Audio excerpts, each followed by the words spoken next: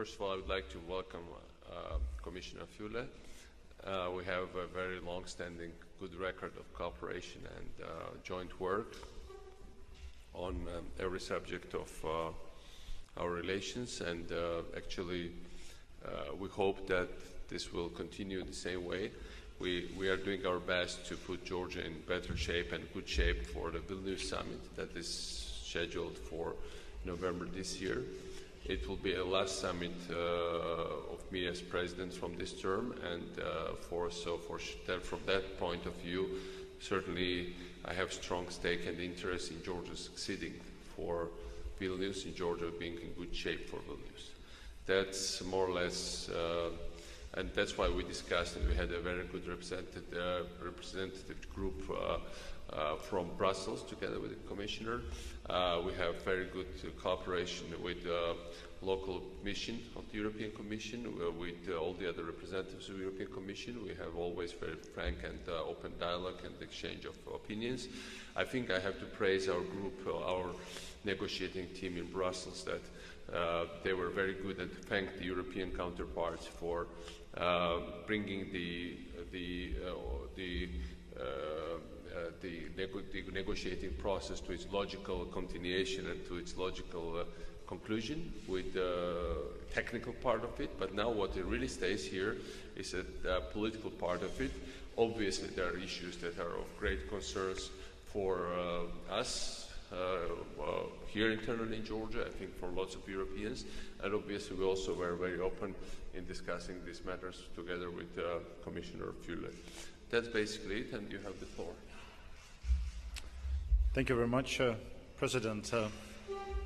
Ladies and gentlemen, I'm glad to be in Tbilisi, back in Tbilisi, and have this excellent opportunity to meet with President Saakashvili. I will be coming back to your beautiful country in just a couple of days to participate in this year already the 10th Batumi conference, and on that occasion I will meet also the Prime Minister and other members of the government in Batumi then. The pace of the engagement between the European Union and Georgia is accelerating. We have a lot of valuable deliverables in the pipeline, and these will contribute to making the Eastern Partnership Vilnius Summit in November a success. And I could confirm, President, what you have said about the association agreement and this economic integration part of it. The President and I had a good meeting and discussed in detail a range of issues in EU-Georgia relations, as well as some important regional and global issues. I recalled the importance of basing our engagement on shared values. These include an absolute respect for democratic principles and rule of law. In this context, I stress the importance the European Union attaches to constructive cohabitation and mutual respect, and setting aside partisan differences in the interest of countries' future is the only way to build a prosperous, pluralistic society. It is the style of the leadership of Georgia needs, at a time of transition, an opportunity for the benefit of all citizens. In this respect, I have especially appreciated the constructive approach taken by the Parliament, where cooperation has been good across partisan divides. In order to make Georgia transition a genuine success, we still need to see further strengthening of its democratic institutions and deeper efforts to prevent polarization of the society. The European Union fully respects the pledge of the new government of the Georgian people to address any legacies of the past, and we trust that this will be done in full conformity with Georgia's international obligations and European values, ensuring that justice is fair and free of any political interference, and presumption of innocence is of paramount importance, but of course without allowing impunity either. And I call on all actors in Georgia politics to respect their state's institutions and to refrain from instrumentalizing them for partisan purposes. President, thank you very much for this. Thank you. With your permission, I'll say a few words in Georgian because there's also a Georgian audience television to the same matter. მე უბრალოდ ვიტყვი რამდენიმე სიტყვას. ჯერ ერთი ნიშნულოვანია, რომ ჩვენი თანამშრომლობა ევროპულ კავშირთან გაგრძელდეს მიუხედავად იმისა, რომელი პარტია საქართველოს მთავრობაში, იმიტომ რომ ეს არის ჩვენი ხალხის არჩევანი. რეალურად ევროპა ბრიუსელის რადარებზე საქართველოს აღმოჩნდა სწორედ ვარდების რევოლუციის შემდეგ იმ მასშტაბით, როგორც ახლა ჩვენ საუბრობთ. ამიტომ ჩემთვის ძალიან მნიშვნელოვანია, რომ ის რაზე ჩვენ ამდენი წელია ვსაუბრობთ, ის რომ საქართველოს მოქალაქეები თავისი ქართული პასპორტებით ვიზების გარეშე შედიოდნენ ევროპაში და ამაზე ჩვენ მუშაობთ კიდევ დრო და მაგრამ პრაქტიკულად ბოლო ეტაპებზე ვართ გასული. ის რომ საქართველოს ქონდეს თავისუფალი ვაჭრობა ევროპასთან და ჩვენი პროდუქცია გავიდეს დაბრკოლებების გარეშე ბევრად უფრო თავისუფლად ევროპულ ბაზარზე. ის რომ საქართველოს ყველაფერით გაადვილეს საქართველოს სტუდენტების სწავლა ევროპულ უნივერსიტეტებში. ქართული განათლების სისტემის დახვეწა. საერთოდ ქართველების ურთიერთობა და ყოფნა ევროპაში, ყველაფერს ამისკენ ჩვენ ერთად მივდივართ ახლა და მე რა თქმა უნდა ამას მივესალმები. ისევე როგორც მნიშვნელოვანია მაგალითად რომ ჩვენ მოვაწერეთ ხელი, იცით გასულ წელს რუსეთთან ხელშეკრულებას შვეიცარიის შუამავლობით სოფლიოს სავაჭრო ორგანიზაციაში წევრობის შესახებ და მინდა ევროკავშირის კავშირსაც უთხრა მადლობა რომ ისინი დაგვეხმარენ ამ ხელშეკრულების გაფორმებაში, იმიტომ რომ ეს არის პირველი ხელშეკრულება 2008 წლის შემდეგ, როცა რუსეთმა იურიდიულად პრაქტიკულად აღიარა საქართველოს საერთაშორისო საზღვრები იმ გაგებით, რომ საერთაშორისო მონიტორინგი, რომელიც ამუშავდება უახლოეს ხანში, იმიტომ რომ გუშინ ამის შესახებ გამოცხადა, რომ უკვე შეუძლია ჯგუფები, რომელიც უნდა განახორციელოს, განახორციელებს სწორედ ფსოუზე და სწორედ როკის გვირაბზე გამოვა საქართველოს საზღვრებზე. აქაც ევროპის კავშირი იყო ძალიან მნიშვნელოვანი, მაგრამ ისევე ის, რომ ჩვენ ძალიან პრინციპული და ღირსეული პოზიცია დავიკავეთ რუსეთთან მიმართებაში. მე მინდა ამაზეც გითხრათ თქვენ მადლობა.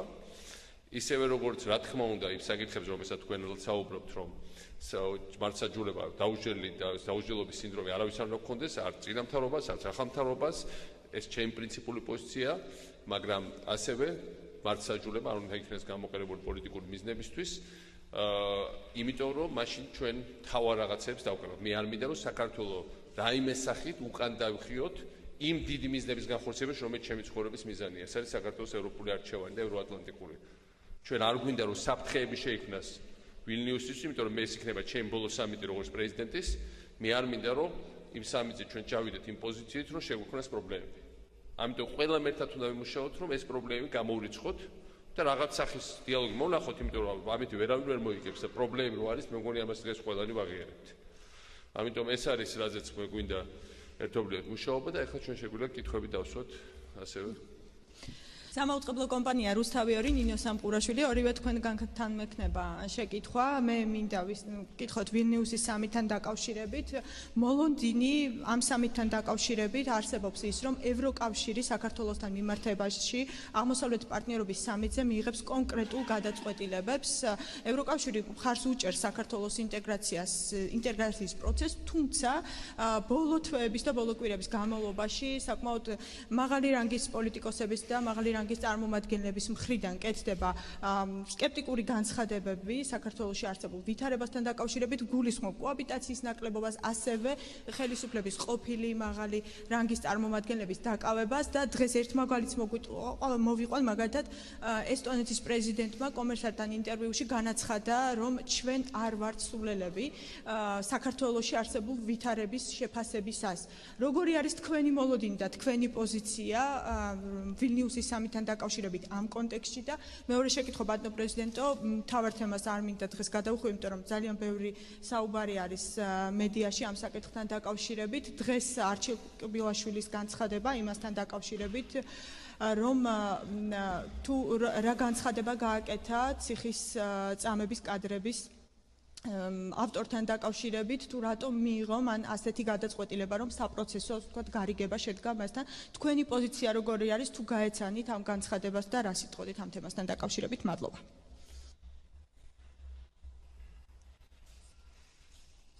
Okay, if I may start, I mean, the expectations of the Vilnius summit are high.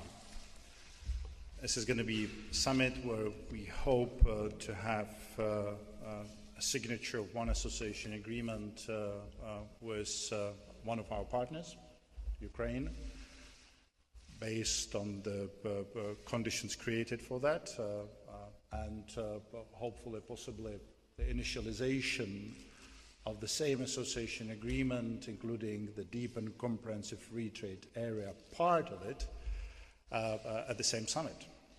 So for the first time, we're bringing to this area a strong instrument for transformation of both the countries, but also the whole region. So the expectations is high.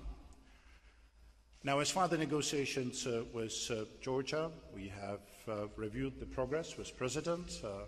We hope very much that in the weeks to come, we will be able to finalize those 2 or 3 open issues, relations to the economic integration part, and thus create the conditions for the important treaty to be initialed. There is also a progress as far as the visa liberalization action plan. Let's see, where we will be by the time of the summit. There is an ongoing assessment by the European Union. There might be a mission sent after the summer break to Georgia.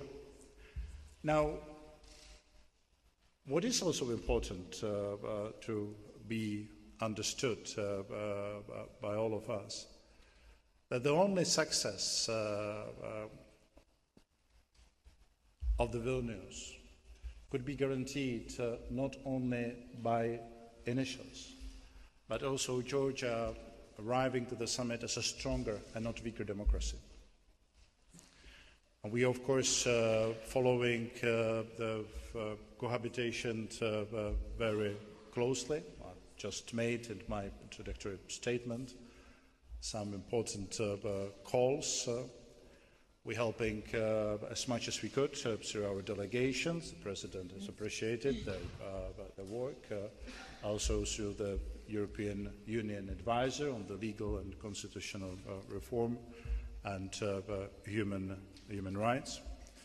Together with High Representative Cathy Ashton, we express ourselves on the decisions to put in the detention the former Prime Minister and Secretary General of the UNM, and we made it very clear that, and again I refer to that in my introductory statement, no one is above the law, but at the same time there needs to be created the conditions for a free, transparent and impartial process, guaranteeing all the rights of that particular person. As I said, I hope very much that the Vilnius summit will be a success. I hope very much that Georgia will arrive to that summit as a stronger democracy. თქვენ მე თლიანად ვიზიარებ იმას, რაც თქვა სტეფან ფულემ. არის ეს კონკრეტული პრობლემები და ეს არ არის ტექნიკური საკითხი, საქართველოსთვის ახლა ძალიან ბევრი რამე წყდება. ჩავრჩებით თუ არა ისე ჭაჭაობაში და ჩაგვითრებენ თუ არა უკან იმ სივრცეში, რომლისგანაც ვცდილობ დაღწევას თავის, თუ საქართველოს დაუბრუნდება თავის ევროპულ არჩევას, თავის ევროპულ სახლს, სადაც მისი სრულიად კანონიერი ადგილია და სადაც ჩვენ ერს უნდა რომ იყოს. ჩვენი ერის აბსოლუტურ უმეტესობას. რაც შეეხება იმ საკითხებს, რომელსაც დღეს ყველა იხილავს და არა მხოლოდ დღეს, წინა დღეებში. კონკრეტულად არის საკითხი ამ ტიპაჟის, ბედუკაძის, რომ თვითონ აწამა, თვითონ გადაიღო ეს ყველაფერი თვითონ იყო პროდიუსერი, თვითონ იყო მთავარი როლის შემსრულებელი, თვითონ იყო რეჟისორი და ლამის ოსკარზე წარადგინა შემდეგ პროკურატურამ, ხო? გამოაცხადეს პრაქტიკულად გმირად. დღეს გაირკვა ძალიან საინტერესო დეტალი, რასაც მე დიდი ხანია მომავალ, იმიტომ რომ მე მქონდა ჩემი ცოდნა და ინფორმაცია ამის შესახებ, რომ უკვე 2011 წლის ზაფხულში ეს პირები კონკრეტული ჯგუფის და თუ ადამიანის და არც თუ ისე ღარიბის შეკვეთით გადაღებული, იმიტომ რომ ამაში დიდი ფული იქნა გადახდილი, აღმოჩნდა ამ რბილად რომ თქვა არაღარიბი ადამიანის ხელში შემდგომი პოლიტიკური გამოყენების მიზნით. და დღეს მთავრობამ პროკურორმა დაამტკიცა, დაადასტურა მართლაც, რომ ეს პირები გადაეცავა რაღაც ჯგუფებს 2011 წლის აგვისტოში. ეს არის 2 თვით ადრე, ვიდრე დღევანდელი პრემიერ-მინისტრი გამოაცხადებდა, რომ ის აპირებს საქართველოს ხელში ჩაგდებას. ჩვენ ძალიან კარგად ვიცით 90-იან წლებში როგორ ხდებოდა კომპრომატების და სხვადასხვა მეთოდებით რუსეთში ძალაუფლების ხელში ჩაგდება, ან ვიღაც ძალაუფლებაში ყოფი ხალხის მოშორება. დღეს ჩვენ ასევე გავიგეთ შინაგან საქმეთა მინისტრიდან ერთ არის დამთხოვა, რომ რაფალიანცის საქმე, რომელიც იყო ამ ჩანაწერებთან ერთად ერთ-ერთი მთავარი მოტივი ჩვენი საზოგადოებისთვის იმ არჩევანის გაკეთების, რომელიც მან გააკეთა ოქტომბერში, ეს არის პატარა ბავშვის მკვლელობას, დიდი ტრაგედია არჩევნების წინა ღამეს, რომელიც ეგრევე დაბრალდა ნაციონალურ მოძრაობას ოპოზიციის მიერ, თურმე რაფალიანცის მკვლელობას ვეღარ გამოიძიებენ და ეს გამოძიება არის შესული ჩიხში. ორი მთავარი რამე, რითაც მოვიდა ეს მთავრობაში, უпростоოდ ეს ჯგუფი მთავრობაში, ორ მთავარ რამეზე ამ ბოლო დღეებში თქვა უარი, რომ ბედუკაძეს საკითხი წარმოიქმნა, ისაც წარმოიქმნა, მეორე რაფალიანცის საქმეს აღარ იძიებენ. ესტონეთის პრეზიდენტმა ილბესმა მართლა თქვა, რომ ევროპელები არ არიან სულელები. ხო არ გონია მთავრობას, რომ ჩვენ ევროპელები ვართ სულელები, ეს მოვისმინე გუშინ თუ გუშინ. მე ვფიქრობ, რომ ევროპელებზე მეტად მე მინდა დავსვა კითხვა, ხო არ გონია ვინმეს მთავრობაში, რომ ქართველი ხალხი არის სულელი. თუ ეს არ არის ასე, როგორც თუ ეს არ არის თამაშები და თუ მართლაც ახლა მაინც მთავრობას აქვს სურვილი გამოასწოროს ეს სიტუაცია, ხა სულიად ნათელი არის, რომ ეხა ეს ის რომ ყბილაშვილმა თვითონ მიიღო გადაწყვეტილება, მე მგონი დაახლოებით იმავე ზღაპრიდან არის, როგორც კაცრების შემთხვევით პოლობენ ახალ ვიდეო ჩანაწერებს მუდმივად მიწაში ჩაფულში. მთავრობას იუსტიციის მინისტრ პრემიერის დავალებით დღესვე შეუძლია წარმოადგინოს ბატონი ყბილაშვილის თანამდებობიდან განთავისუფლების საკითხი და მე დღესვე დავაკმაყოფილებ. ხო სერიოზულად, ხო არ თუ ეს არ არის საბავშვო ბაღი და თაბაშები წარმოადგინონ და დავაკმაყოფილებთ. ოღონდ იმედია ბატონ ყბილაშვილი ასევე მოყვება და იგივე ბედუკაძე რამდენად გაიყიდა, როგორ გაიყიდა, ვის მიცეს და რატო იყო ეს ცუდი დანაშაულები ამდენი ხანი დაფარული და რატო არიან მისი შემსრულებლები ასე წახალისებულები, ფინანსურადაც და იურიდიულადაც. აი ეს არის რაც ამას შეიძლება თუ რაც შეეხება იმას, რაც ბატონმა ფულემ ახსენა ვანო მერაბიშვილის პატიმრობა, ეს საკითხი ყველგან რა თქმა უნდა ეს საკითხი ისმის, რა თქმა უნდა ამ საკითხს ვარ ჩვენთვის როგორც ამ შემთხვევაში ჩემთვის როგორც პრეზიდენტისთვის ეს არ არის ნორმალური სიტუაცია, ყველა არავინ არ უნდა იყოს პასუხისმგებლობას არავინ არ უნდა გაექცეს, მაგრამ როდესაც გენერალ-მდივანი თავარი ერთ-ერთი ლიდერი ოპოზიციის იმ ბრალდებით, რომელიც მას წაუყენეს ახლა, გასაგებია რომ წაეყენებიათ უფრო სერიოზული კიდევ შეიძლება ამის სხვა რაც შეეხება, იმ ბრალდებით, რომელიც იქნა წაყენებული. ან თუნდაც მეორე მინისტრი, რომელიც ვაშლისლის ბრალდებით იყო წაყენებული, როცა ისინი იყვნენ საპატიმროში, კითხვები დაისმება და ამაზე ჩვენ ყველა ერთად უნდა ვფიქრობდეთ, იმიტომ რომ ჩვენ გვინდა რომ ჩვენ ნამდვილად პრეტენზიები იყო ჩემ მთავრობის მიმართაც, რომ მართლმსაჯულება არ იყო ბოლომდე დამოუკიდებელი, ჩვენ ეს ვიცით, მაგრამ არასოდეს არც ერთი პოლიტიკური ლიდერი საქართველოში არ დაპატიმრებულა ამ წლების განმავლობაში რაიმე სახის მოტივით. თუმცა იყო მომენტები, როცა ამის ალბათ დიდი საფუძველი არსებობდა. არასოდეს არც ერთი ლიდერი ჩვენ არ დაგუპატიმრებია. ეს ხო ფაქტია. და ამ ფაქტიდან უნდა მოვიდეთ ყველა. ანა ლაპიაშვილი, ტელეკომპანია მაესტრო. ბატონო კომისარო, გასაგები არის, რომ იმინუსის სამთთან დაკავშირებით არსებობს ძალიან დიდი მოლოდინი და ეს მოლოდინი ახალი ხელისუფლების და მათი წინამორბედების მხრიდან ძალიან დიდი იყო, ბევრი სამუშაო გაკეთდა და როგორც მთავრობა ცხადებდა, ისინი ყველაფერს აკეთებდნენ იმისთვის, რომ იმ ხელშეკრულებით ნაკისრი ვალდებულებები შეესრულებენ, რომელსაც თქვენ სთავაზობდით. თუმცა ამავე დროს გაჩნდა კითხვები და დღეს პარლამენტის თავმჯდომარემ განაცხადა, რომ რთულად ინდობა ახალ ხელისუფლებას დასავლეთი. რამდენად არსებობს იმის შანსი, რომ სწორედ ამ დობის ფაქტორის გათვალისწინებით დადგეს საკითხი მომავალი განვითარების მხრივ და უკვე ახალ ეტაპზე გადასვლის გულისხმობ უკვე ხელშეკრულების ხელმოწერას და მეორეს მხრივ თქვენ წინა ვიზიტისას ისაუბრეთ ტრანსპორტთან დაკავშირებით და განაცხადეთ, რომ ევროპამ საზღვრები არ უნდა შემოფარგლოს და კიდევ უფრო უნდა განვითარდეს ამის მხრივ ურთიერთობა. რა კონკრეტული საკითხები არსებობს და თუ არსებობს შეთავაზება და საქართველოს მხრიდან თუ არსებობს რაიმე ნაბიჯი გადასადგმელი იმისთვის, რომ ავიახაზებთან დაკავშირებით იქნას კიდევ ახალი ეტაპი დაწყებული და ბატონო პრეზიდენტო, სატრანსპორტო მიმოსვლასთან დაკავშირებით კითხავთ, ყარსი ახალქალაქის რკინიგზასთან დაკავშირებით თქვენ არაერთხელ გიხსენებიათ, რომ მნიშვნელოვანია ეს რკინიგზა ევროპასთან დაკავშირებულად და არა მხოლოდ ევროპასთან ურთიერთობისათვის, არამედ ეკონომიკისა და ასევე სოციალური განვითარებისათვის. თქვენს განცხადებას მარაბდა კარწახის ორგანიზაცია გამოეხმაურა და აღნიშნა, რომ ის შეშფოთება, რომელიც თქვენ გამოთქვით მისი მშენებლობის შენელებასთან დაკავშირებით არ შეესაბამებოდა სიმართლეს. თქვენ ახალქალაქში ბრძანდებოდით. ამ განცხადების საპასუხოდ დამატებით ინფორმაცია თუ გაქვთ და რჩებით თუ არა იმ აზრზე, რომელიც მანამდე გქონდათ სწორედ ამ მშენებლობასთან დაკავშირებით. მადლობა. First, you have already made a very important first step because it was here in Tbilisi. We had a first informal meeting of the Eastern partners, transport ministers, together with Sim Kallas, Vice President of the Commission, responsible for transport, in the framework on informal Eastern Partnership dialogue.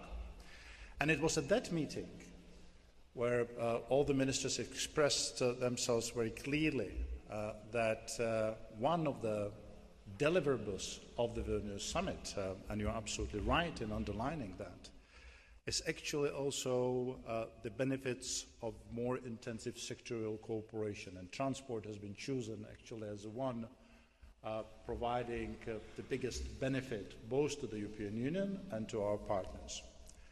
So, based on the work which has been done here in Tbilisi some time ago, there's going to be a formal meeting of the member states with their partners for the 6 partner countries, focus on transport. I think that meeting is taking place in October. We hope very much that as a result of that meeting, there's going to be a concrete map on the transits and initiatives as far as transport, how to connect the European Union with this part of Europe. I hope also very much that there is going to be a list of the bankable projects the Commission would support together with EBRD and EBI, and that the Vilnius summit, as I said, in addition to the association agreement, in addition to progress in the visa liberalization, would also add to the list of deliverables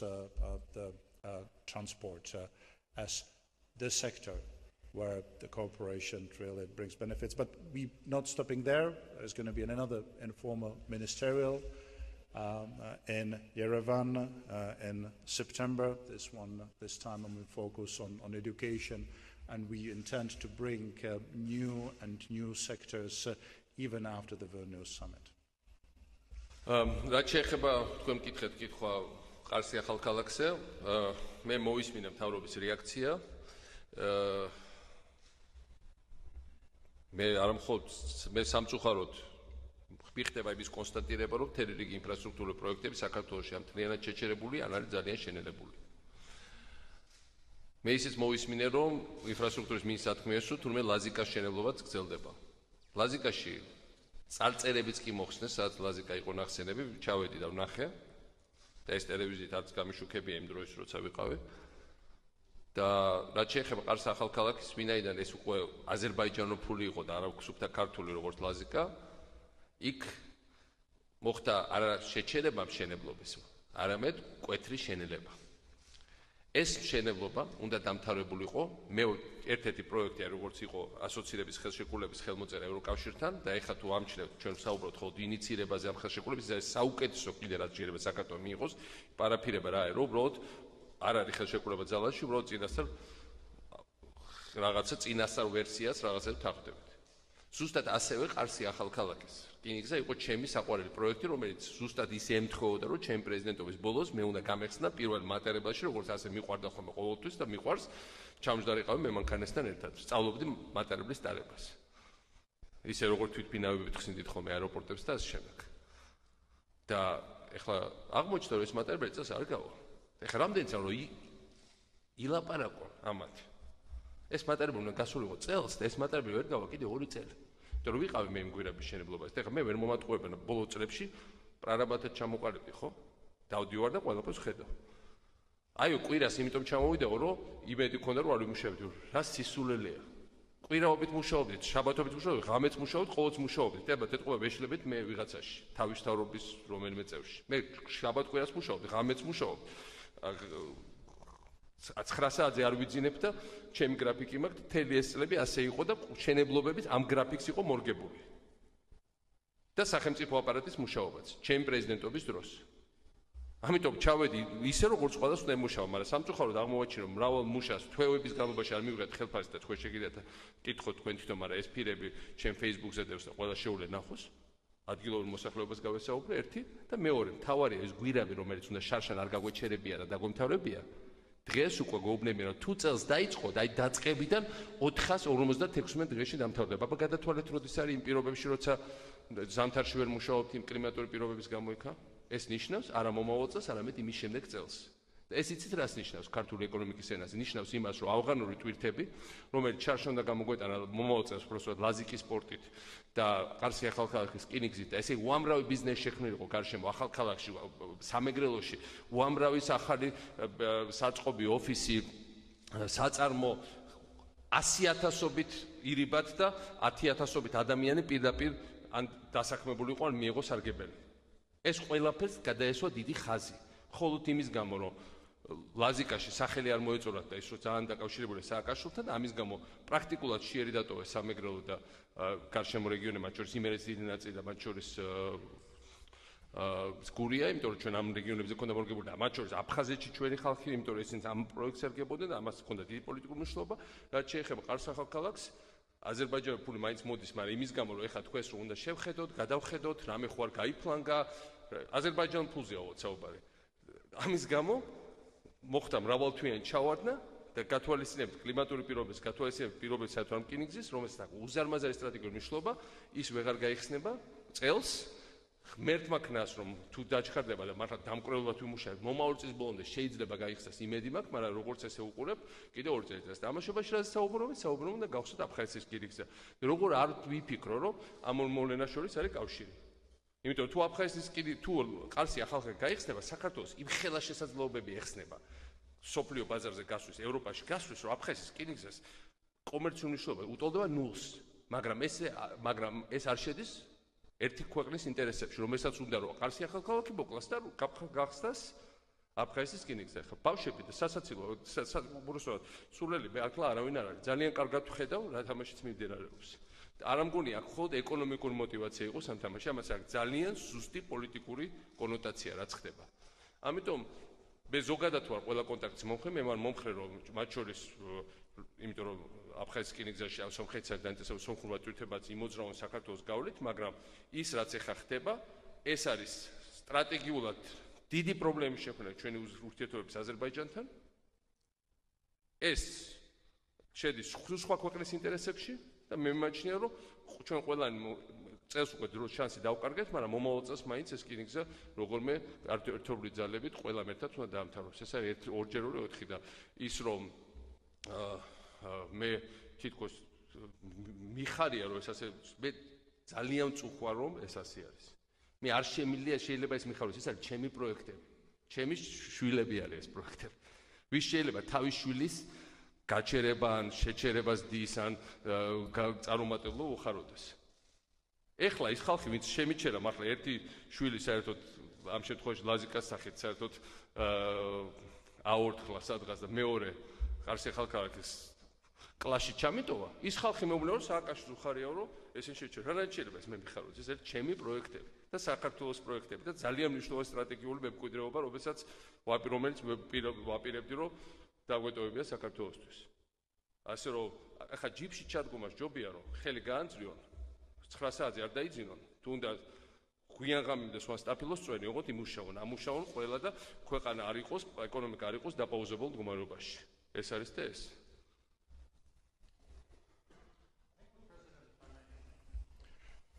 If I may, the President said once again underlines the importance of the cohabitation.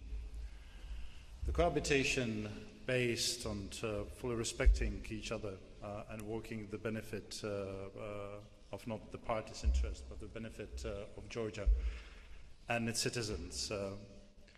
I was very grateful to the President as we today talked about the two such important issues for this more intensive cooperation between the institutions here in Georgia. We're talking about, first of all, the European issues as the basis for a cooperation between the Georgian institutions. And second, also addressing some of the issues of the past. And again, to the benefits of Georgians, taking the lessons learned and making sure together that it does not repeat itself. Thank you. Nino Majarashvili Tabua. Mr. Fuller, as you are well aware, on the 17th of May, sexual minority and human rights activists were severely attacked by the mob on Rustaveli Avenue, and Georgian government could not ensure the fundamental rights of its citizens of the freedom of expression, and the violence continues up to date. We would like to draw your attention to the fact that the Minister of Interior of Georgia is using your name to justify his decisions on the 17th of May. Mr. Garibashvili insists that you have no question marks regarding this event. Quote, Commissioner Fuller directly told me that if he were me, he would have acted in the same way. This is what Garibashvili said in one interview with a local media, local tabloid. Can you confirm that this quote is correct? And do you think that the actions of the Minister of Internal Affairs were adequate on the 17th of May? Thank you.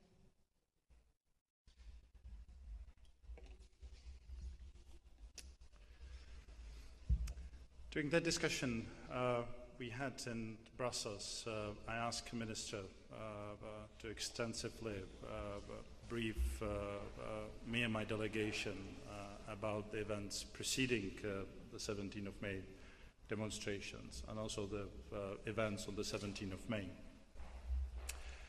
He provided us with a quite detailed analysis of the situation, including some new elements the day before, which apparently prompted him to take the decision which has been taken rather than defending those who are expressing freely their views, evacuating them from this particular place.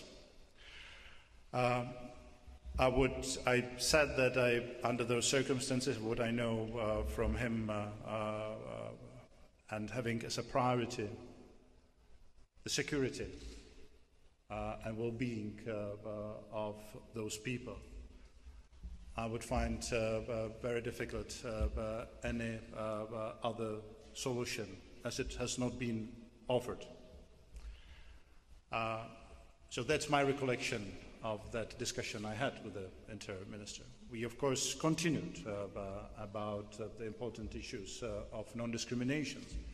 We, of course, continued our discussion how to make sure that the next time the police make its work, the Interior Ministry makes its work of creating the conditions for those who want again peacefully express their views and exercise their right or a peaceful assembly, that they are having these possibilities.